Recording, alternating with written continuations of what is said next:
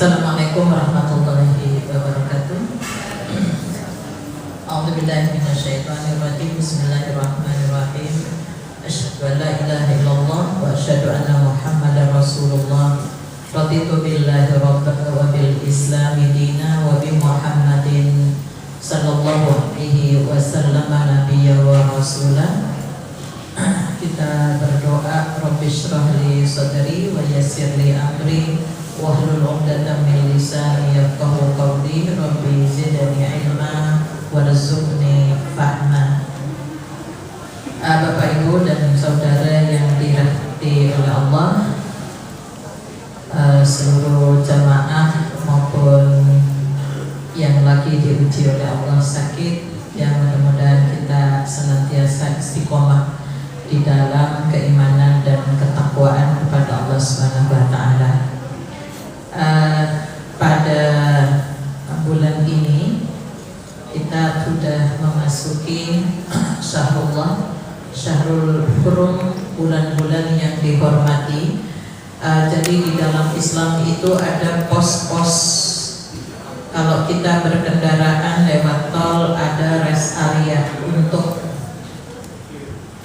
beristirahat. Jadi ada terminal-terminal di dalam pelaksanaan ketaatan kepada Allah Subhanahu wa taala, sehingga secara berturut-turut Dzulqa'dah, Dzulhijjah, Muharram itu adalah syahrullah, sehingga kita itu seharusnya punya manajemen diri, punya manajemen waktu, punya manajemen hidup sebagai umat Islam, di mana Allah memberikan pos-pos untuk mengingat terminal-terminal ibadah. Ada yang harian itu 5 kali sehari.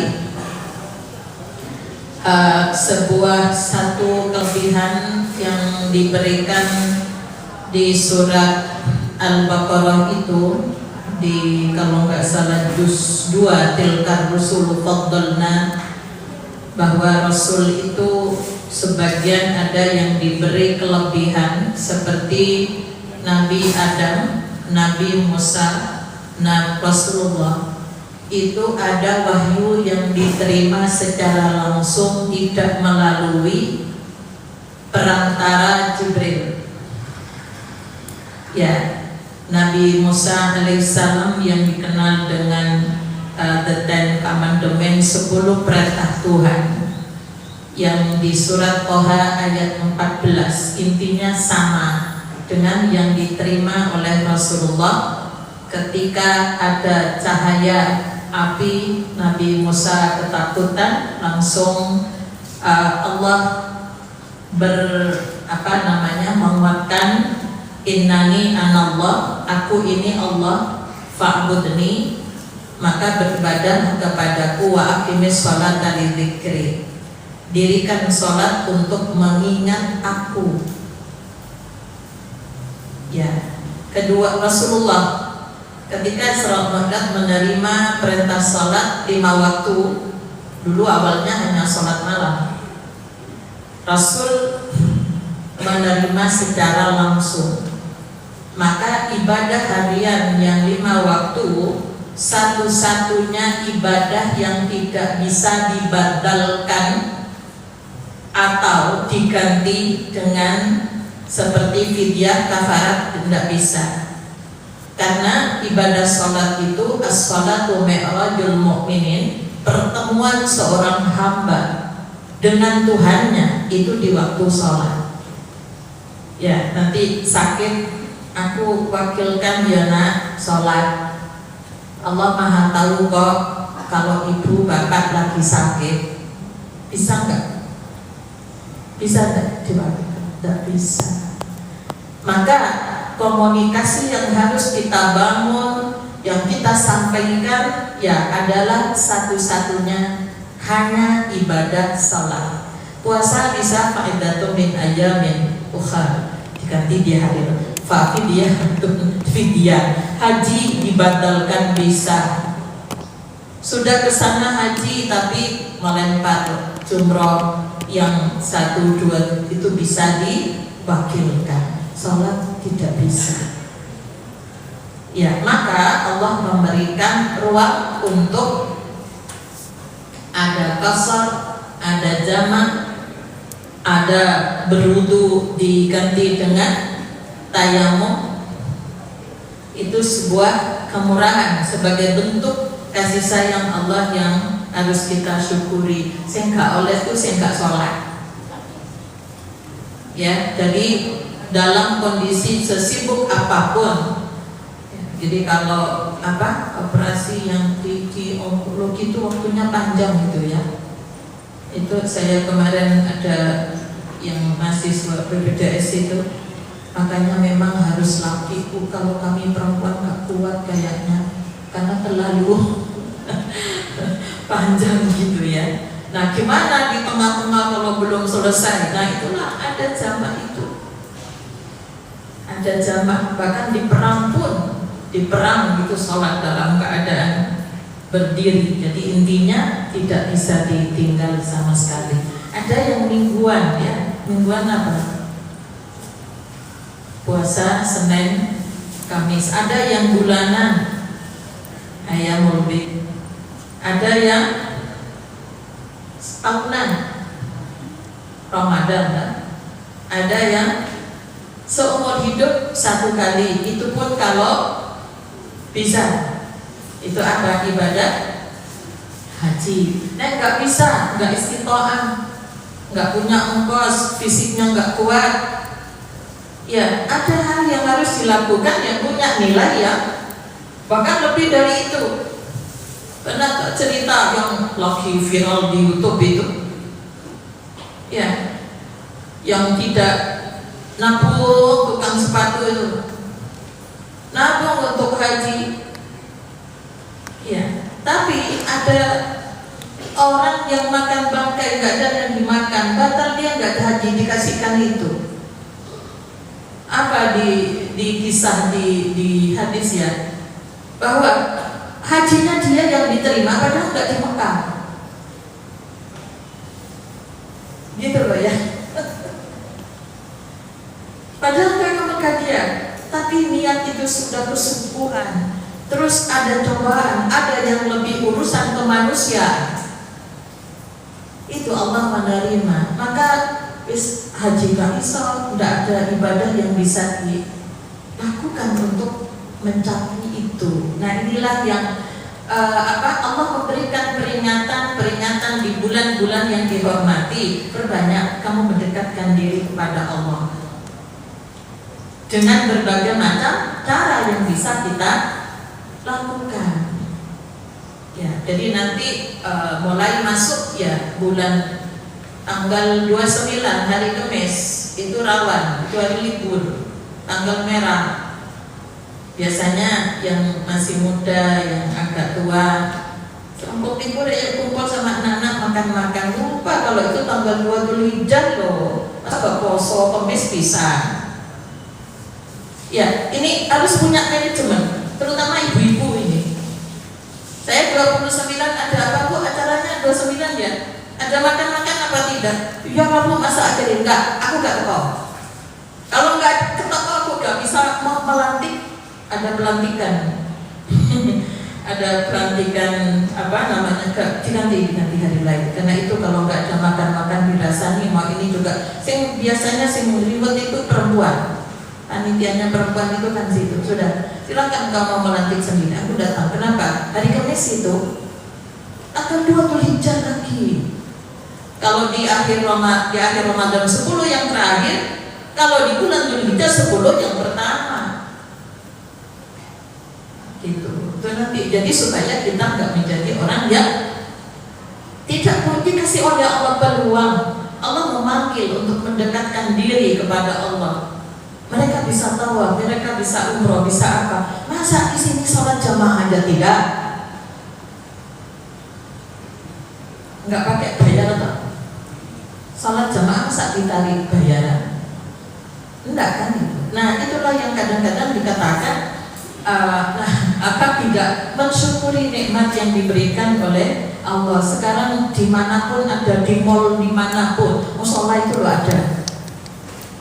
Kita di mana saja kayaknya nggak ada kesulitan kok untuk melakukan ibadah sholat. Saya kalau ke Jogja kemarin pun di mana penginapan, di situ aja. Tidak terlalu ke kolam renangnya, habis gak butuh renang. Kenapa? Di bawah saya senang nyambung dengan hotel, ada masjidnya besar. Jadi pengembangan masjid dekat rumah sakit Sarjito Jogja. Damping. Jadi saya gini, Anda itu yang koas-koas di sini, nek gak sholat rugi, kalau dempet sama rumah sakit itu disyukuri. Nah, ini cara mensyukuri nikmat. Allah memberikan kesempatan pada kita mulai bulan Dzulqa'dah. Mereka sudah ada yang sudah umroh rangkaian ibadah haji gitu ya, bahkan sudah berbanyak tawaf lah. Di bulan Dzulqa'dah itu apa yang bisa kita lakukan? 10 hari pertama di bulan Dzulhijjah, tanggal Rabu ya Pak Jimmy ya, Rabu itu tanggal 1 kali. Sekarang tanggal berapa? Ayo, caranya supaya ingat Ayyamul Bid gak lupa. Itu kalau saya tadarus 1 juz 1 hari itu pakai kalender Hijriah. Itu caranya. Oh, sekarang saya sudah juz berapa? Oh, tanggal sekian. Itu kalau nggak usah repot cari kalender. Dan berapa sekarang? Ya, yang dihafal tanggal 25. Bayarnya tanggal berapa rumah sakit baiknya? Iya, 25. Kalau saya dulu di sekolah Muhammadiyah tanggal 25. Terus tanggal 25 senang.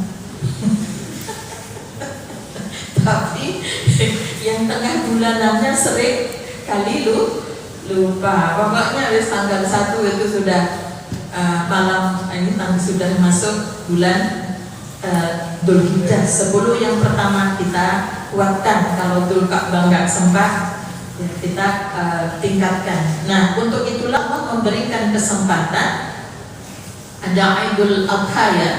Id itu kembali. Kenapa? Karena pelaksanaan salat Id-nya itu kan masuk waktu duha, penyembelihan korban juga demikian kan ya. Dikatakan nahar tanggal 10 gitu ya, karena nyembelih unta itu kan berdiri. Kalau disembelih kan nggak usah ditidurkan toh. Dan unta itu binatang yang tahu diri. Kalau mau disembelih lehernya sudah di stop, tidak teriak-teriak kayak kambing. Maka akikahnya nggak boleh unta, nggak boleh sapi. Kenapa? Karena ada karakter kambingnya kalau dibiarkan akan di tugasnya orang tua. Kenapa ya kok kambing? Di situ ada sifat-sifat yang kalau dibiarkan gengsinya. Kambing itu binatang yang paling gengsi, susah diatur. Ya, saya nih kalau ini sudah nggak saya menangi, saya ngajar ya. Kalau saya ngajar kok rame, turun jake kain tak gitu. Kenapa Bu? Lah kok rame dewi kambing kan begitu ya, kayak lapar. Itu ternyata di situ gengsinya luar biasa. Makanannya digantung, nggak mau, dia mau ambil yang di bawah. Nah, itu kan ada juga sifat-sifat dasar yang kurang baik yang melekat pada manusia yang perlu dihilangkan. Ya itu, maka afala yanzuruna ilal ibili kaifa khuliqat, belajarlah dari unta. Lihat bagaimana unta itu diciptakan. Unta itu binatang yang tahu diri, kemudian melakukan perjalanan itu terukur. Jadi kalau dari Irak ke Madinah itu dari mana? Kok Riyadh Madinah itu bisa terukur berapa jam sampai? Ya, dan kusirnya itu bisa tiduran. Kenapa? Enggak bisa pakai enggak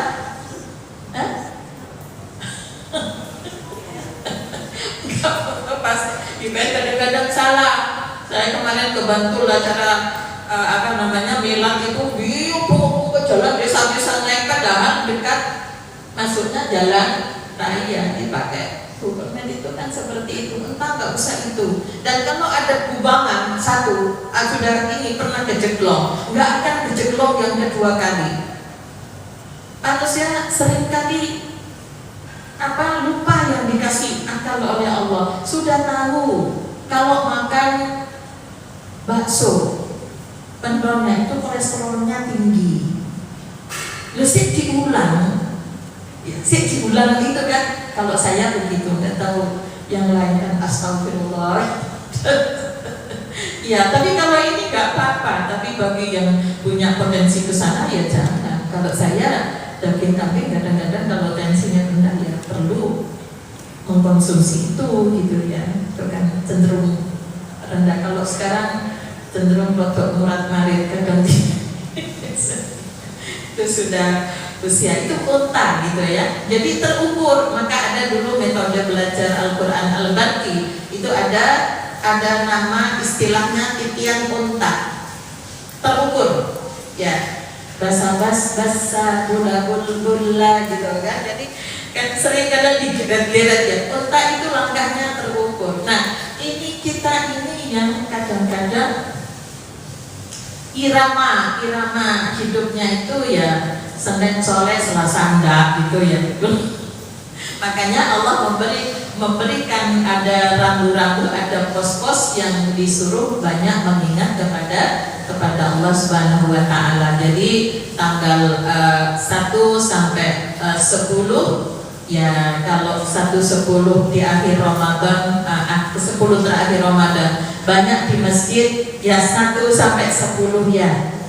Apalagi tanggal 9 jamaah haji sudah wukuf di sana, kita nggak ke masjid belas gitu loh. Terus apa yang bisa Allah memberikan kesempatan yang sama ya, yang beriman mendekatlah kepada ini, kembali kamu mendekat di bulan-bulan ini kan gitu. Nah ini malah ini tanggal 9 itu puasa, kadang-kadang main tuh kok tanggal 9 Dzulhijjah gitu loh, kebuwajot itu loh. Jadi dalam artian padahal di situ hari-hari untuk kita di sana wukuf, di sini kita melakukan ibadah puasa. Ini mohon diingatkan, kadang-kadang pas Kamis loh itu waktunya ya, harinya Kamis karena hari raya insya Allah tanggal Jumat gitu.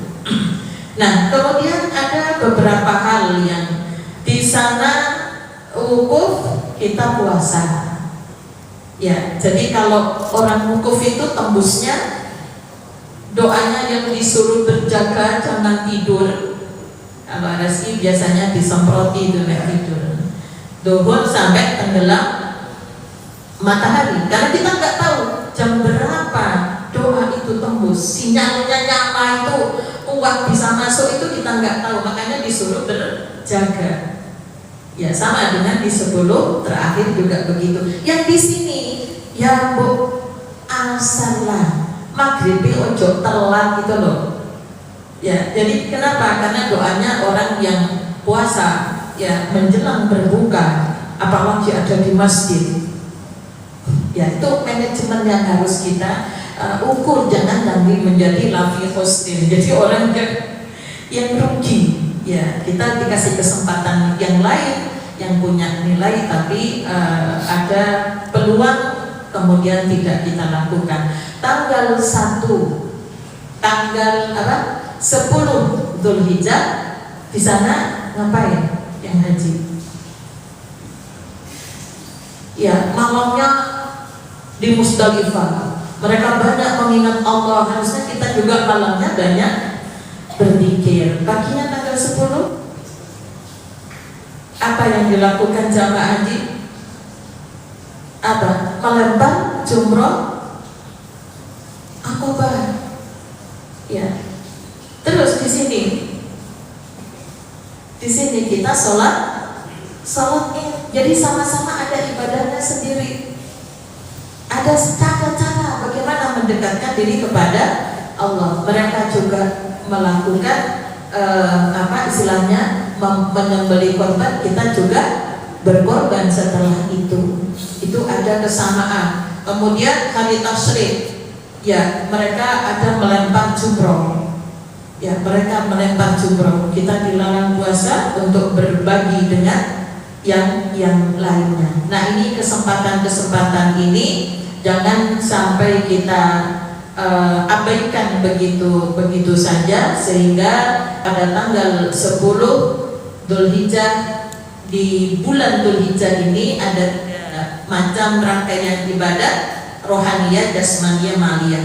Karena ada ibadah yang terkait dengan harta, yaitu setidaknya ya kambing ya 3 juta kayaknya yang sudah memenuhi syarat gitu ya. Jadi itu kalau perorangan. Dan saya sampaikan yang kadang-kadang lupa di kalangan ibu-ibu, itu nggak usah dibagi. Oh, tahun ini korbannya atas nama suamiku, tahun depan atas nama aku, tahun depan lagi anakku sensi SD. Itu jadi utang loh. Kita nggak tahu tahun depan itu masih hidup apa enggak. Kalau adanya satu ya sudah, atas nama kepala keluarga dan keluarga gitu. Kalau punya ya sendiri-sendiri. Mungkin sering saya sampaikan, ibu-ibu itu rajin nabung. Susuk-susuk itu loh. Saya kalau ngisi ada bapak-bapaknya. Kemarin ada di Gresik itu bapak-bapak yang mubalik, yang ini PDM semua saya sampaikan. Jangan dipas nasi belanja ibu-ibu. Ibu-ibu itu bisa mengembangkan ibadahnya itu dengan susuk-susuk itu. Ya, kan susuk-susuk, dari susuk itu jadi korban, jadi ini gitu ya, biar punya kemandirian di dalam masalah ekonomi. Jadi kalau ada dia semuanya. Rasulullah juga, wah ini Aisyah juga korban, ini korban semua. Satu ketika cuma satu, ya sudah, atas nama aku, keluargaku dan umatku, kan begitu. Ya, jadi termasuk arisan korban. Jangan, arisan itu utang. Ya, dia bisa berkorban tapi sih harus bayar utang. Lebih bagus tabungan. Kalau tabungan ya harus cukup, ya sudah diambil. Ya ini kan ibu-ibu lagi, bapak-bapak jarang arisan. Ibu-ibu soalnya kembangkan arisan haji dan sebagainya. Arisan itu utang. Kalau hanya arisan mengikat supaya untuk ganti konsumsi pertemuan itu nggak masalah. Tapi kalau untuk ibadah jangan arisan, lebih bagus tabungan. Kenapa? Yang dapat duluan itu dia pakai uangnya orang-orang. Ya, ini bapak-bapak perlu tahu apa yang biasa terjadi di kalangan ibu. Banyak yang kena gendam-gendam masalah ini bisnis online dan macam-macam. Itu sasarannya banyak perempuan. Ya, banyak perempuan itu. Kemarin kami banyak dampingi korban-korban yang seperti itu. Ya, jadi ini Bapak Ibu yang dirahmati oleh Allah, yang terakhir inti daripada kita di bulan Dzulhijjah itu banyak mempelajari bagaimana keberhasilan Nabiullah Ibrahim alaihissalam kaitannya dengan kesyukuran sehingga Allah memberikan nikmat. Bagaimana pelajaran korban yang dikisahkan oleh Allah di Al-Maidah ayat 27 sampai 32 ini terkait dengan terjadinya pembunuhan, itu terkait dengan persoalan komunikasi. Itu yang harus dipelajari. Watslu alaihim, makanya talayatlu tilawah dengan qiraah itu berbeda. Kalau sudah tilawah itu di situ ada hal yang harus dipahami dan diamalkan di dalam, jadi ada eksekusi. Jadi kayak Ahmad Dahlan tilawah al-ma'un 8 kali baru menjadi gerakan. Ya, jadi makanya lagi-lagi kalau di acara pembacaan sari tilawah, terjemah itu aja. Kalau sari tilawah itu dia bagaimana mengemas sebuah kandungan ayat yang berisi pesan yang bisa diamalkan oleh yang membaca maupun yang mendengarkan. Kalau terjemah ya terjemah, jangan ngomong sari tilawah. Ini kadang-kadang kebiasaan yang tidak tepat. Jadi watslu alaihim naba'at Adam bil haq, ceritakan kepada mereka kisah kedua putra Adam, Habil dan Qabil menurut yang sebenarnya. Bukan cemburu perkara cewek ya, yang berkembang kan itu. Ya, bertengkarnya masalah apa? Kurban.